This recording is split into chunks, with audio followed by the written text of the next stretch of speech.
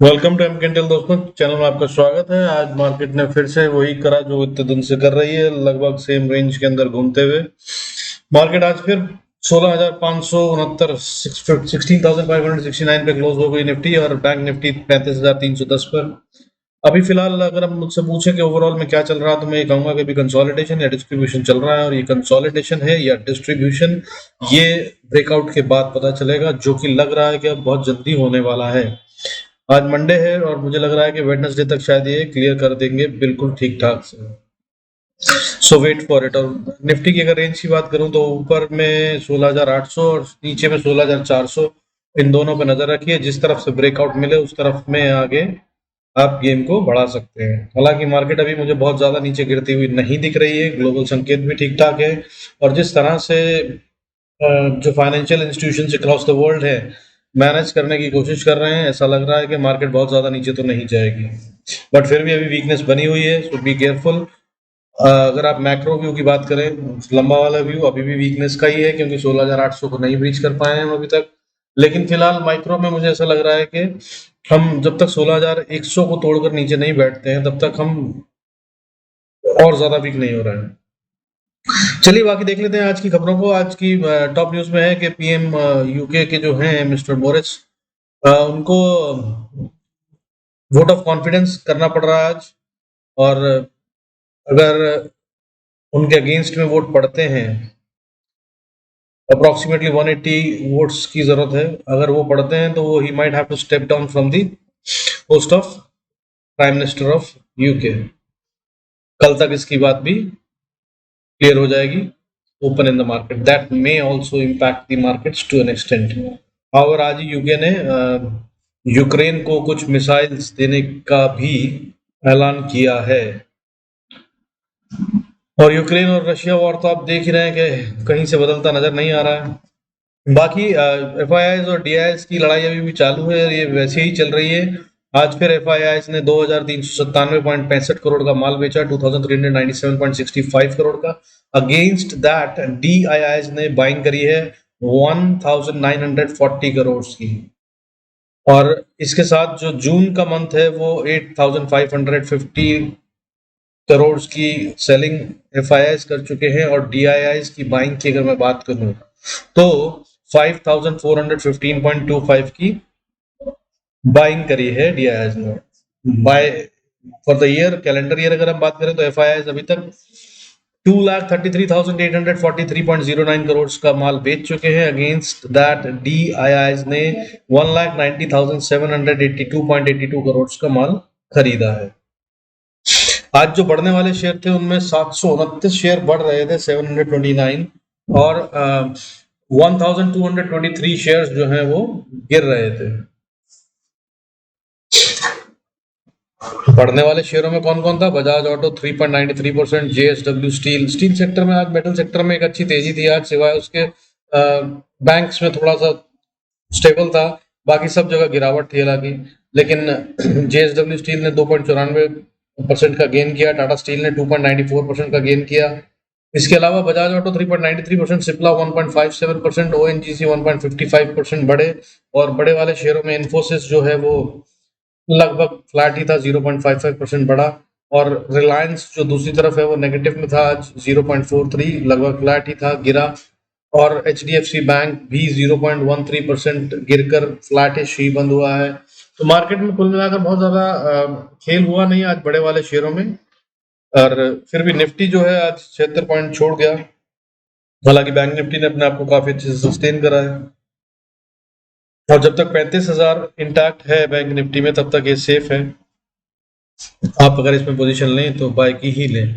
Further गिरने वाले शेयरों में श्री सीमेंट आज 3.08% गिरा, बीपीसीएल 2.68% गिरा, एशियन पेंट्स 2.41% गिरा, और अल्ट्राटेक 1.72% गिरा।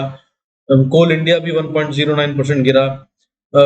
एशियन पेंट्स, बीपीसीएल और ये शेयर तो इसलिए गिर रहे हैं क्योंकि आज क्रूड में कल इनफैक्ट एक अच्छी तेजी देखी गई थी, हालांकि आज फिर करेक्शन हो रहा है, और क्रूड अभी अपर साइड पे ही ट्रेड कर रहा है, $116 के आसपास चल रहा था। And that can be a big game changer. और ये आप नजर में रख सकते हैं। डॉलर इंडेक्स और क्रूड इंडेक्स को देखें, इस पे आने वाले चेंजेस ही हैं जो हमारी मार्केट को भी ड्राइव कर सकते हैं। हालांकि ग्लोबल की बात करें तो ग्लोबल अभी फिलहाल ठीक ठाक है, सब कुछ ग्रीन में है। नैस्डैक 89 पॉइंट्स ऊपर चल रहा है, फुटसी जो है 75 पॉइंट्स ऊपर है, कैक 63 पॉइंट्स ऊपर है, डैक्स जो है 193 पॉइंट्स ऊपर है। जापान का निकेई आज ऊपर बंद हुआ था, 154% पॉइंट्स ऊपर बंद हुआ था। तो ग्लोबल संकेत बहुत बुरे नहीं है। हालांकि बहुत सारी अनसर्टेनिटीज हैं, जिनके क्या रिजल्ट आएंगे उस पर निर्भर करेगा। जैसे कि यूक्रेन रशिया वॉर का तो पता ही है हमको, वो लंबी खींची जा रही है। It has to conclude finally. UK के प्राइम मिनिस्टर का जो आज हो रहा है vote of confidence, that can also make an impact. Biden साहब उधर से सपोर्ट को बढ़ा रहे हैं, और नेटो जो है वो अपनी स्ट्रेंथ को बढ़ा रहा है, कई नए देशों को शामिल किया जा रहा है। सो बहुत सारी अनसर्टेनिटीज हैं। ये सब क्यों हो रहा है, इसका जब क्लियर पिक्चर आ जाएगा तब मार्केट शायद एक बड़ा मूव लेंगे। हालांकि मैं देख रहा हूँ काफी दिन से कंसोलिडेशन हो रही है। चार्ट्स पे अगर हम चलें और देखें तो आपको मालूम पड़ेगा कि मैं क्या कह रहा हूँ। Before that we I request you to go through the disclaimer. I am not a SEBI registered analyst. If need be please pause the video and have a look. तो आज निफ्टी और बैंक निफ्टी की अगर हम बात करें तो ये अगर आप देखें रेंज, निफ्टी और बैंक निफ्टी पिछले करीब 1.5 हफ्ते से ट्रेडिंग सेशंस की बात करूं तो मैं 6 सेशन हो चुके हैं।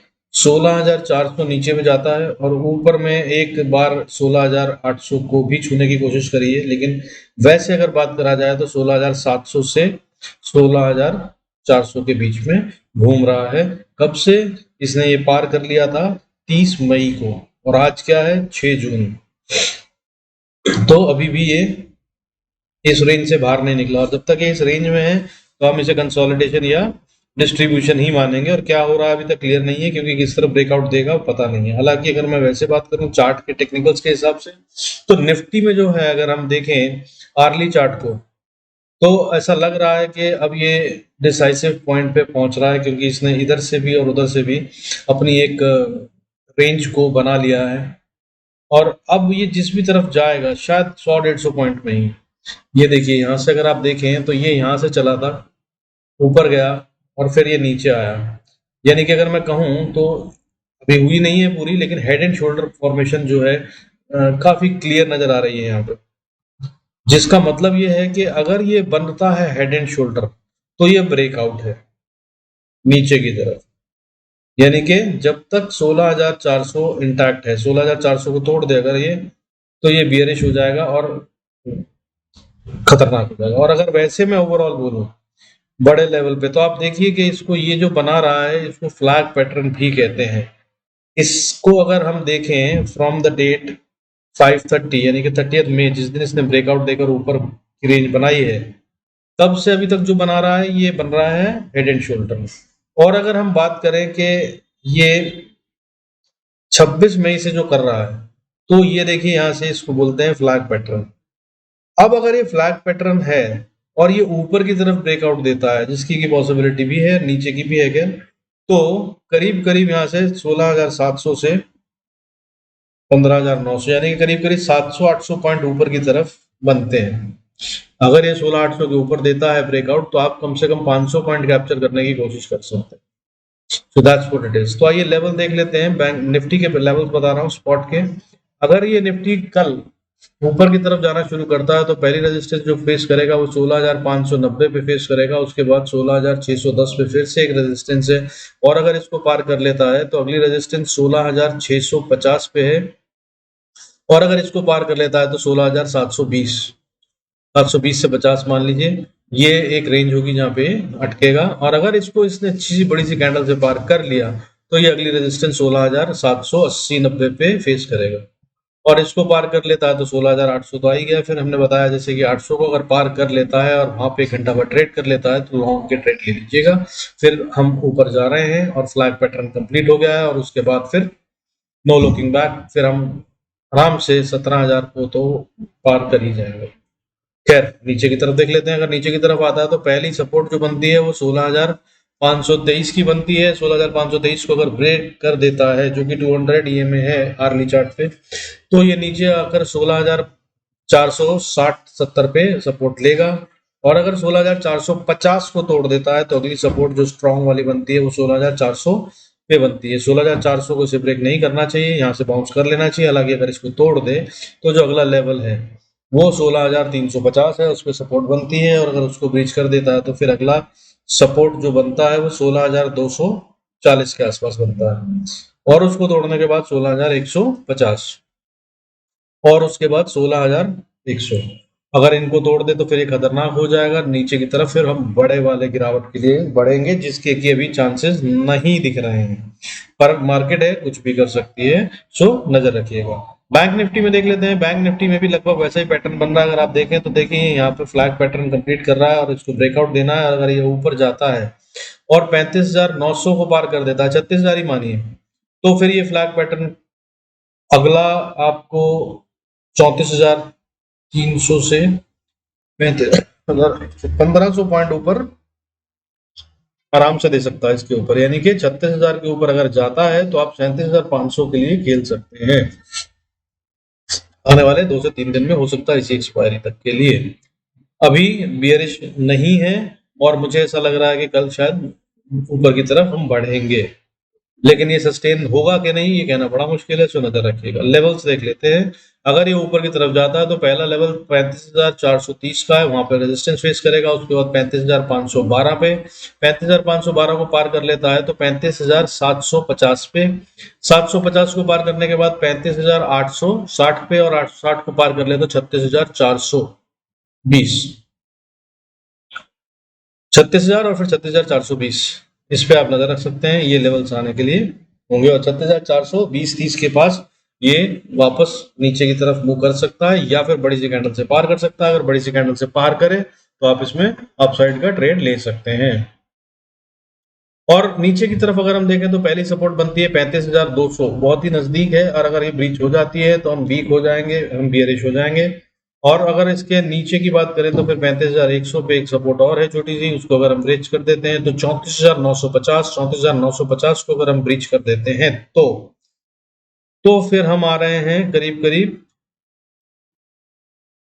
34,700 पे सपोर्ट बनती है। 700 की सपोर्ट, 700 और 750 की सपोर्ट को अगर हम तोड़ देते हैं तो फिर नीचे 600 पे सपोर्ट है, 600 को तोड़ दे तो फिर 540 की सपोर्ट है, 540 के बाद फिर 34,470-80, ये एक अच्छी स्ट्रॉन्ग सपोर्ट है। यहाँ से बाउंस कर लेना चाहिए, क्योंकि जिन्होंने अभी पैसा लगाया है और जो 34,000 से उठाकर 35-36,000 तक लेके गए हैं, उनका पैसा डूब जाएगा अगर ये इसके नीचे जाता है तो 34,400 के नीचे, तो नजर रखिएगा। और उसके बाद हालांकि एक और छोटी सपोर्ट है 34,150 की, इसको इसे ब्रीच नहीं करना चाहिए। अगर इसको ब्रीच कर देता है तो फिर बहुत ही खतरनाक ढंग से हम बियरिश हो जाएंगे।